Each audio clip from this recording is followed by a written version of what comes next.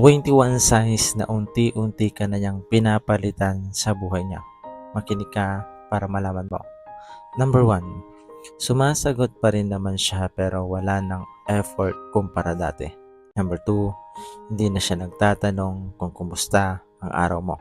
Number 3, bigla na lang siyang naging busy nang walang malinaw na dahilan. Number 4, paunti na ng paunti ang sinishare niya tungkol sa buhay niya at plano niya. 5, ngayon okay siya, pero bukas malamig at distant na naman. Number 6, hindi na siya unang nagme-message. Reply na lang siya ng reply.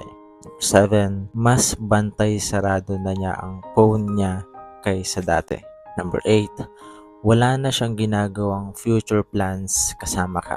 Number 9, pasimpleng kinukumpara ka niya sa ibang tao. Number 10, naiirita na siya sa mga maliliit na bagay na dati naman ay okay lang sa kanya. 11, laging ewan ko o hindi ko alam ang sagot niya sa mga seryosong usapan. Number 12, laging late o biglang nagka-cancel ng lakad last minute. Number 13, yung mga compliments niya parang pilit na o generic na lang. Number 14, iniiwasan niya na ang mga emotional conversations. Number 15, nagiging mabait siya pero wala na yung intimacy. Number 16, mas madalas siyang mag-post na hindi ka nakasali. Number 17, hindi ka na niya ina-assure kapag nag-overthink ka. Number 18, tinatrato ka na lang niya bilang option at hindi na priority. Number 19, nananatili lang siya kasi komportable na siya sa routine ninyo. Number 20, hindi siya aalis. Maghihintay lang siya na ikaw ang unang makaramdam at unang sumuko. 21,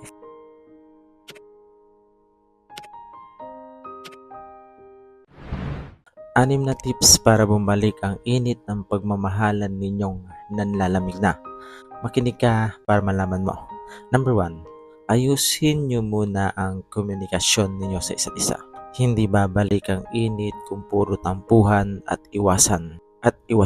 Matutong magsabi, makinig at umintindi. Number 2, maglaan ulit ng intentional time. Alam mo yung hindi sapat na magkasama lang. Kailangan ninyong piliin ang isa't isa araw-araw. Kahit simpleng date, uusap man lang. Basta may effort at may time kayo sa isa't isa. Number 3, ibalik yung effort na nawala.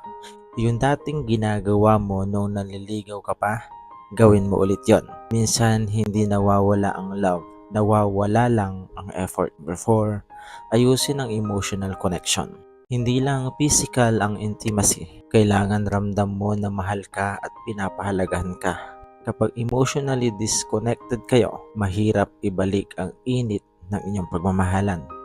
Number 5, tanggalin ang pride, piliin ang relasyon. Walang mangyayari kung pareho kayong matigas. Minsan, kailangan may unang magbaba ng ego. Mapababae man o lalaki yan. Number 6, i-follow mo ako para malaman mong hindi nawawala ang init sa relasyon. Pinapabayaan lang hanggang tuluyang lumabig ito at unti-unti nang masira. Tandaan mo yan. God bless.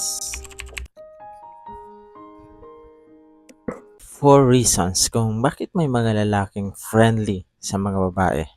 Makinig ka para malaman mo. Number 1, natural lang talaga sa personality nila. Alam mo yung may mga lalaking palakaibigan kahit kanino, pero hindi ibig sabihin may gusto agad. Minsan, ganun lang talaga sila makitungo. Number 2, gusto nila ng attention at validation. Aminin man o hindi, may ibang lalaki na nag-i-enjoy kapag ang kausap nila ay mga babae. Hindi laging seryoso. Minsan, binubus lang nila ang kanilang ego. Number 3, posibleng may interes pero hindi pa direkta. May mga lalaki na hindi agad umaamin kaya dinadaan sa pagiging friendly. Sinusubukan muna kung may chance sila doon mismo sa babaeng kinakaibigan o kinakausap nila. Number 4, i-follow mo ako para malaman mong hindi lahat ng friendly may mali siya. Pero huwag ka ring maging assuming agad.